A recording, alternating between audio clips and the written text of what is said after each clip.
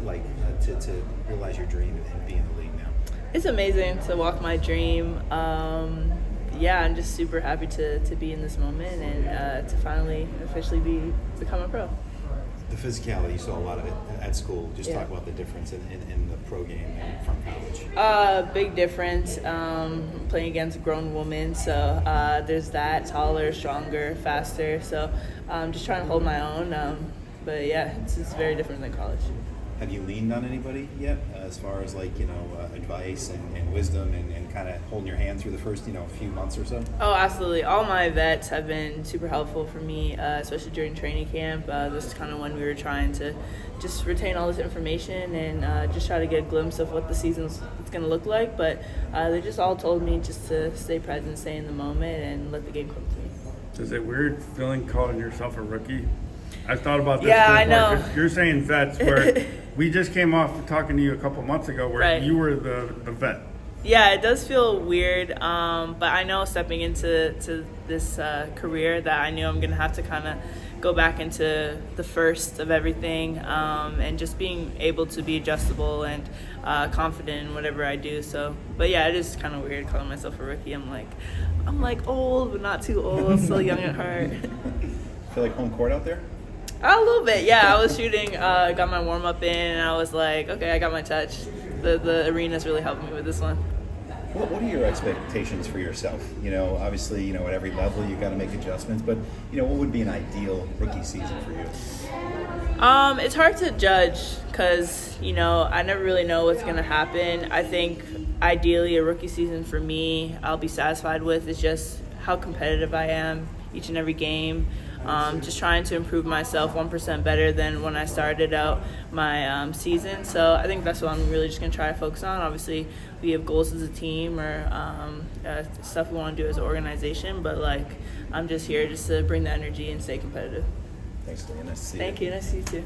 And then how was it out there on Tuesday in your first WNBA game, and what do you take with you from that experience into tonight? It was really fun. I enjoyed myself out there. I think that my teammates rallied behind me as well, and my favorite moment was definitely the chest bump and the celebration when Slim dined me with that pass. So I think I want more of that, and that's what I'm trying to bring to the team, just energy and competitiveness. And as long as we keep doing that, and I try to do that each and every night, I'll be happy. And then, where does that confidence and mindset come from at a time when you're adjusting to a new team, a new system, a new city? I think you just go back to your roots, especially, before stepping into this moment. I'm just trying to focus on the things that have helped me make it to this moment. So, my habits, my work habits, sticking with my routines, adjusting my routines a little bit more. But, just staying true to who I am as a person, who I am as a player. And then on the other side of that, what's been something that's been a little tough to adjust to or that's just surprised you about the WNBA? I would say that something that surprised me, probably just how condensed the days are. We had 2 weeks of training camp, but it was a lot of information I had to retain and apply within those 2 weeks. So it was just a lot of focus, I would say, that I wasn't really used to because coming from college, it was a 9-month season. I would say that was the biggest adjustment. Super random. How long are you sticking with the mask? It's protective, so as long as I feel like I'm fine with playing without it, then I don't know. We'll see. But You've gotten used to it because this is the second time you've had to rock it, right? Yeah. So I'm used to it. I like the look too, so it's kind of the look. Yeah. The opponents kind of look up to me like, oh, back up a little bit, so it's cool. Okay, you get a little bit of intimidation. Yes, with the mask. yeah. Is it okay if we just shift this way just a little bit? There are people in there, and I just want to make sure if someone comes out and they don't. It one more random one for me also. I was reading about, the braids are Kobe inspired. Yeah. Could you share that story again? So purple and yellow, just for my love of Kobe. I've had it since grade 8. Me and my older brother loved watching him play. Yeah, I don't know. It's just I decided one day to rock the colors. It wasn't all purple and yellow at first. I mixed in a little black, and I was like, nope, we got to take the black out. And we just did purely purple and yellow, and I just stuck with it. So it's kind of my thing, my trademark. And I think even when I was playing in college, there's a lot of little girls who would put the color in their hair. So I think I'm leaving an impact with it, just trying to embrace myself and to express myself on the court. For sure. How much? Oops.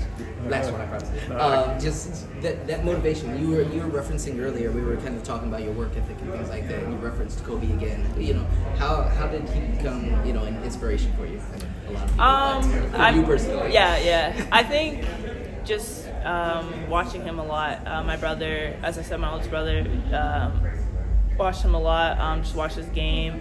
Tried to apply it when he was playing. So I kind of just, being a little sister, I'm like, what are you doing? What are you doing? Who are you watching? Who's this? And I think that, I just fell in love with him as well. Just his approach to the game, his work ethic. And I actually made sure to apply that while transitioning to the pro. I think just as much of a physical game it is, you got to be mentally tough as well. So trying to apply some of the things I learned from him. Speaking of the braids, you inspired a mini-me from the UConn Yes, I did, coaching staff, Mickey's daughter. Yes. You know if she's coming tonight? Or? I know that she's going to try to come out, but she did come to my graduation, so that was cool. It was the most recent time that I've seen her. But yeah, I'm hoping that I see her tonight. That would be really cool. And my last question is, everybody talks about how well UConn players are prepared to go into the WNBA, and I've asked everybody and gotten a different answer. So how did UConn prepare you specifically for this moment? I would say that's a loaded question. I could name a couple of things.